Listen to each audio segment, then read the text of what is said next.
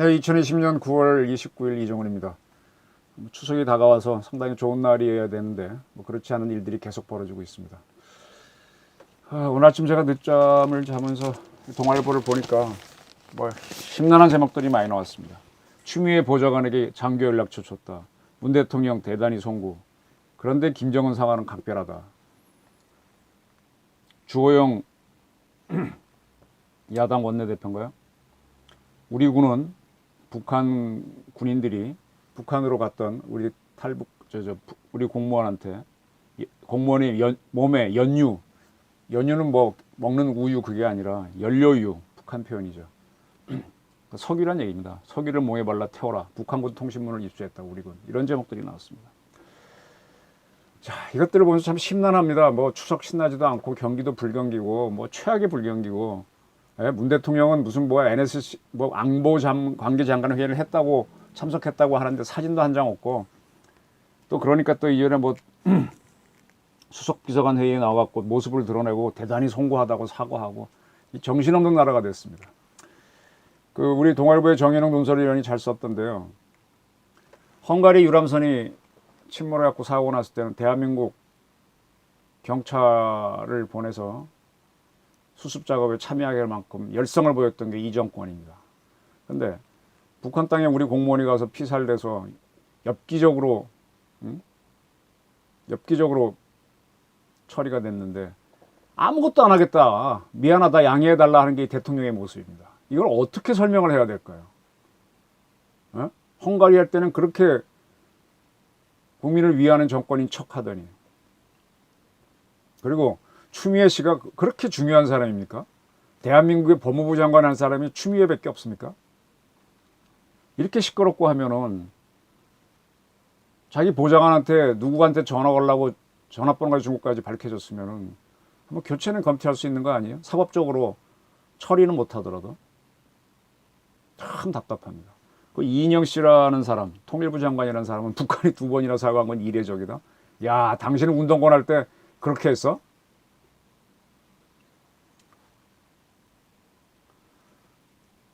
북한이라는 나라를 제가 공부하면 할수록 참 시시하구나. 제가 한 몇 년 됐나요? 10년 됐나? 잘 기억이 안 나는데, 북한에 한번 갔을 때 시골로 한번 차가 들어가서 차 안에서 봤습니다. 그때가 아마 가을이었나? 기간이 잘 기억이 안 나는데 더울 때였는데, 황토길이고, 그 다음에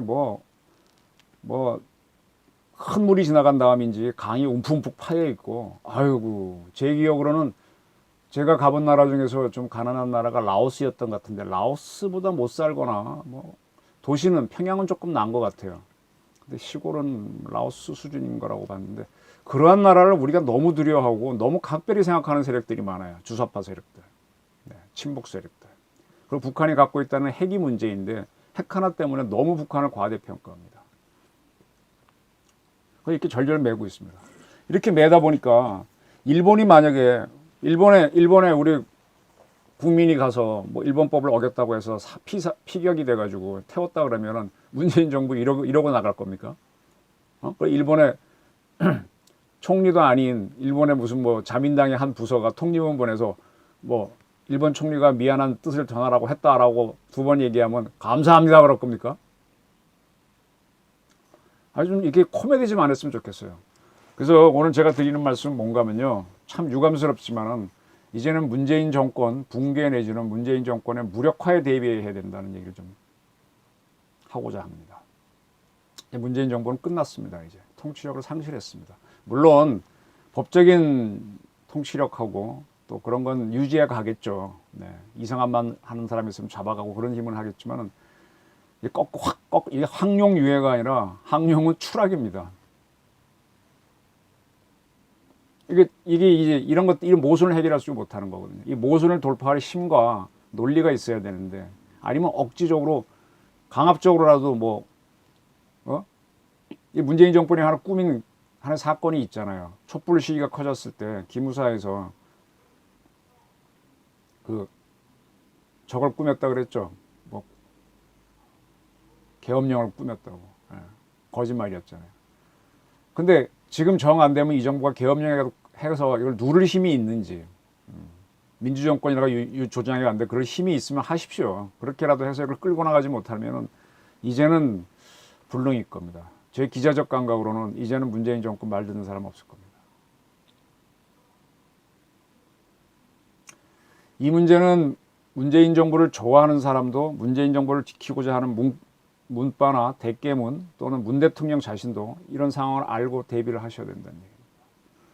그리고 우리 군, 서욱 장관 이하 대한민국 군, 우리 군의 통신 감청 실력 대단합니다.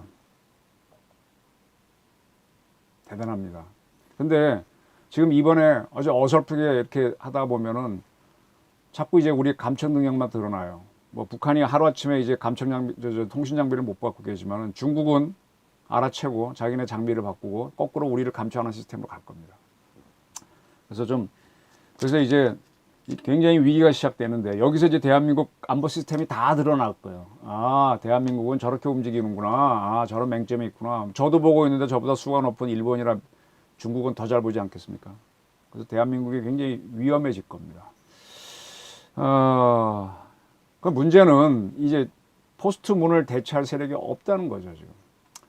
문재인 여당에서는 이낙연 대표가 있는데 제가 지난번에 참 여당 대표를 이해찬 씨라고 했는데 잘못입니다. 이해찬 씨 착각했고 이낙연 대표죠. 이낙연 대표가 상당히 실력 있는 분입니다. 뭐 그분이 준비를 하시거나 또 이재명 씨가 하겠다니까 본인도 준비를 하거나 그런 준비들을 서두르셔야 될 거예요. 안 그러면 쭉쭉쭉쭉쭉 굉장히 박근혜 정부 말기에 촛불 최순실 터지면서 막 무력화돼 가듯이 대통령이 막 고립되듯이 그런 상황이 벌어질 겁니다.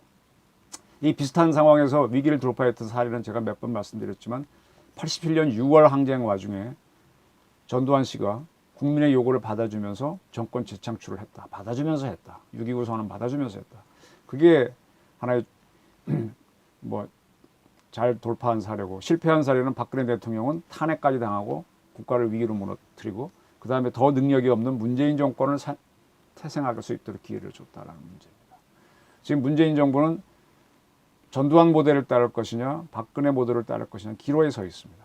이거는 문재인 세력들이 제 하는 말을 듣기 싫어하든 좋아하든 관계없이 다가오는 현실이라는 얘기입니다. 물론 운 좋게 빠져나갈 수도 있겠죠. 뭐 다른 사태가 터져가지고 예를 들어 뭐 갑자기 뭐 남북 간에 전쟁이 붙는다든지 이런 사태가 터져서 이렇게 뭐 옛날에 아르헨티나 정권이 취약했을 때 포클랜드 전쟁이 일으켜서 빠져나가듯이 뭐 독도 사태를 일으켜서 일본이랑 갈등을 일으켜갖고 뭐 유지하든지 그런 식으로는 할 수 있을 겁니다.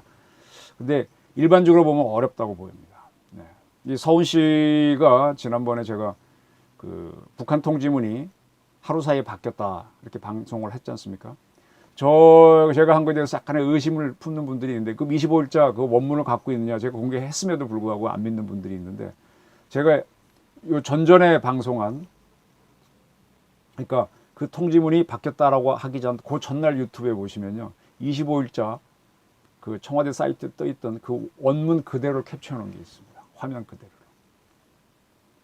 그리고 지금 들어가서 다시 한번 그 사이트에 청와대 사이트 들어가서 서훈 실장이 북한 통지문 읽는 표정을 잘 보십시오. 그 표정에 많은 뭐 뉘앙스가 담겨 있습니다. 네. 그러니까 이것도 이렇게 막 뭐 모든 게 지금 엄벙덤벙 막 꼬이고 있습니다. 네. 어떻게 북한하고 대북 송금을 돈을 주고받던 사람을 국정원장으로 앉히는 나라가 어디 있어요? 코미디를 해도 어디 북한하고 짝짝꿍하고 잘 지내보자고 하는 주사파를 어떻게 대통령 비서실장에 앉히질 않았나 통일부 장관에 앉히질 않았나 이런 정권이 어디 있어요.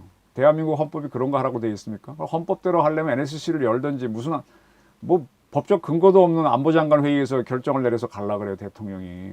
이거 다 뒤죽박죽입니다.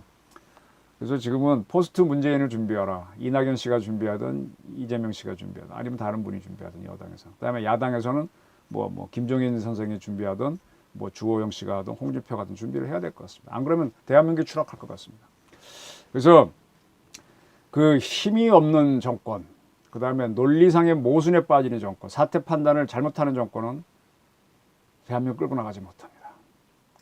이제 본물이 터질 겁니다. 제 기자들이 이제 제가 우선 그 북한 통지문이 바뀐 걸 밝혔으니 하나씩 이제 처음엔 이제 유튜브로 제가 공개를 했으니까 지켜보면서 맞나 기다려 보겠죠. 맞다고 판단되면 이제 쭉쭉 들어갈 겁니다, 기자들이. 그리고 도저히 못 봐주겠다. 그래, 추미애 장관 아들 서일병 건은 그렇게 열심히 구하려고 하면서 우리 대한민국 공무원은 뭐 북한이 마음대로 해도 냅둔다고 계속 이렇게 나올 거 아닙니까? 야, 이게 나라냐? 그럼 이건 나라냐? 이런 질문이 나올 겁니다. 그 문 대통령 지금 뭐 청와대 회의에 나온 표정도 수석보좌관 회의에 나온 그 사진도 얼굴빛이 상당히 안 좋아 보이는데 과연 감당할 수 있겠느냐. 유감스럽지만 이젠 대한민국은 포스트 문재인을 준비할 때라고 봅니다. 그것이 현재의 여당 그리고 현재의 야당을 위한 길이고요. 문 대통령과 그 세력들을 뿐만 아니라 대한민국을 위한 길입니다. 저도 대한민국 속에서 살아가야 되기 때문에 포스트 문재인을 준비해야 된다는 말을 상당히 대통령한테 미안한 말이지만 이미 당신의 실력은 바닥났고 당신의 세력들은 모순에 빠졌으니 그걸 알고 당신들도 대비를 하고 준비를 하고 다른 세력도 대비를 해라. 그래 같이 살자. 이게 제가 오늘 드리는 간략한 멘트입니다. 고맙습니다.